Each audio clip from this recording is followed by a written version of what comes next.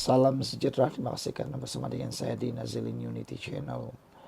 Saban hari isu tentang kesilapan ilustrasi berkait dengan jalur gemilang seringkali menjadi buah mulut yang paling teruk sekali apabila melibatkan para penyokong dan parti politik.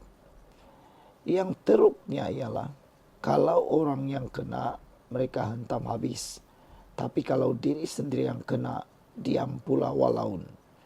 Anda masih ingat beberapa waktu yang lepas, sebuah akbar telah melakukan kesilapan apabila dalam ilustrasi poster mereka atau gambar di sebuah akbar, kekurangan bulan di dalam bendera itu.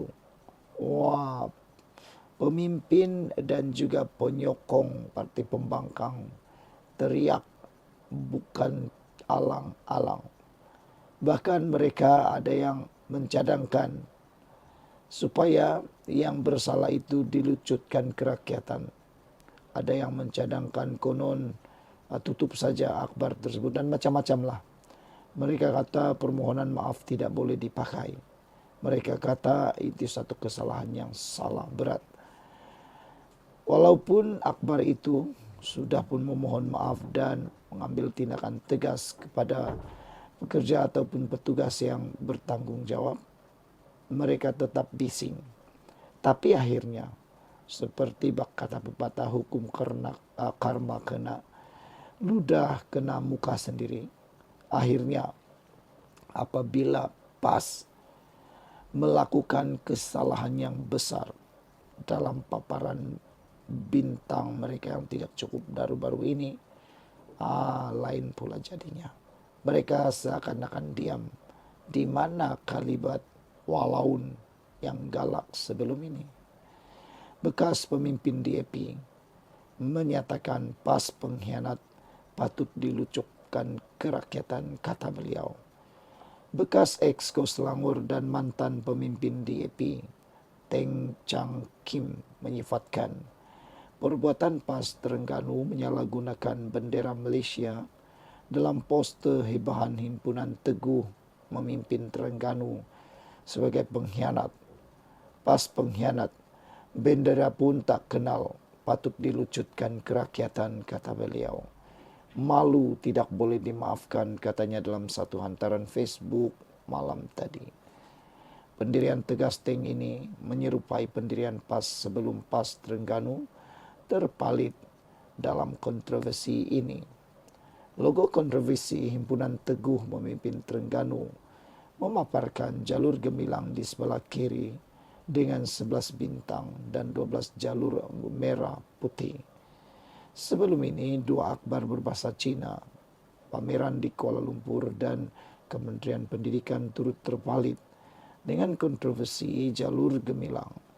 Kesalahan penggunaan jalur gemilang pada logo program anjuran PAS itu menjadi bualan memandangkan dijangka riuh rendah jika pemimpin kerajaan atau mana-mana lagi yang melakukan kesalahan.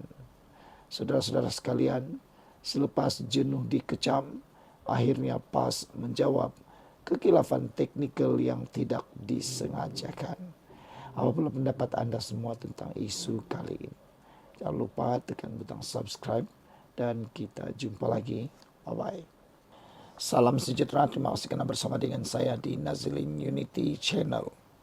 Muhyiddin Yassin dengan beberapa pertuduhan beliau di mahkamah menjadikan beliau adalah antara pemimpin parti pembangkang yang paling berisiko bakal kehilangan kelayakan sebagai ahli parlimen dan mungkin tidak akan dapat bertanding lagi jika kalah di dalam kes-kes beliau di mahkamah. Ada beberapa kes Muhyiddin yang masih berjalan di mahkamah. Antaranya ialah kes penggubahan wang haram membabitkan jana wibawa. Hari ini diumumkan satu lagi keputusan yang mengejutkan Muhyiddin berkait dengan pendengaran kes Muhyiddin yang akan ditentukan pada 11 Jun dalam usaha memindahkan kes tersebut ke Mahkamah Tinggi. Pendengaran kes salah guna kuasa dan pengubahan wang haram mantan Perdana Menteri Tan Sri Muhyiddin Yassin akan didengar di Mahkamah Tinggi pada 11 Jun. Perkara itu didedahkan oleh peguam beliau dalam sebutan kes kepada Hakim Mahkamah Session Azura Alwi. Ia ekoran permohonan Muhyiddin yang membangkitkan persoalan perundangan yang rumit berhubung peruntukan di dalam Akta Suruhanjaya Pencegahan Rasuah Malaysia 2009. Kes akan dihakimi Hakim Mahkamah Tinggi Jamil Husin. Azura turut memutuskan pendengaran kes di Mahkamah Session akan berlangsung selama 11 hari mulai September tahun ini sehingga Januari 2026. Pihak pendakwa raya mahu memanggil 30 saksi untuk memberi keterangan. Mereka termasuk Menteri Pelaburan, Perdagangan dan Industri Datuk Tengku Zafrul Aziz, Hartawan Tan Sri Syed Mukhtar Al-Bukhari. Muhyiddin yang kini berusia 77 tahun berdepan tuduhan salah guna kuasa berhubung program Jana Wibawa yang telah memperoleh 232 juta ringgit untuk parti beliau pada tahun 2021. Beliau turut berdepan dua tuduhan memperoleh dana dari aktiviti haram berjumlah 195 juta ringgit daripada Burkari Equity yang telah dimasukkan ke dalam akaun bank bersatu di CIMB.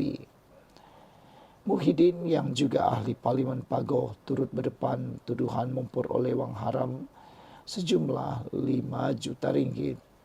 Ini adalah cubaan Muhyiddin yang kedua untuk memindahkan kes ke Mahkamah Tinggi. Percubaan sulung dibuat pada bulan Julai 2023 tetapi gagal. Saudara-saudara sekalian, adakah Muhyiddin akan berjaya untuk kali yang kedua? Dan apa sebenarnya motif memindahkan kes ini ke mahkamah demi mahkamah? Adakah ialah adalah teknik untuk melambat-lambatkan kes, ataupun adakah ini adalah satu strategi bagi mahu mencapai kemenangan secara pribadi? Entahlah, anda yang mempunyai maklumat atau bijak dalam bidang undang-undang, silalah kongsikan kepada kami semua apa tujuan memindahkan kes ini ke mahkamah yang lain. Adakah ia akan dapat memberikan kemenangan kepada Muhyiddin? Sama-samalah kita nantikan. Sekian dulu untuk kali ini. Jangan lupa tinggalkan komen Anda.